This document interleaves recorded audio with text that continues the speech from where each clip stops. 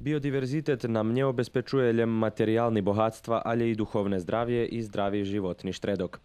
U ruskim Keresture od počatku toho roku zhoreli až 3 doliny, u ktorých od ohňa stradali veľi životinji i rošljini, medzi ktorima i hevti zagroženi i zo zakonom zaščiceni.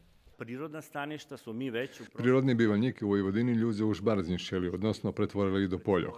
Іще пред 50 роками думалоше, že каждую бару треба висушить, щоб ми направили плодні поля.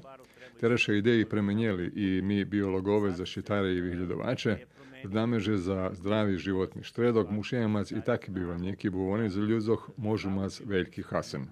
Okrem že reguluju uroveň podzemných vodoch, zberajúci zvyšok vodoh zo spoľa, Keresturski doliny tvoria specifični mikroklimatski uslovija, predstavljaju dom veljim životinjom i rošlinom, a môžu mať i veľké značenje u edukaciji i nastavi. Preto še o njih musíme starac i očuvať ich co dlužej u nevymenjenej formi.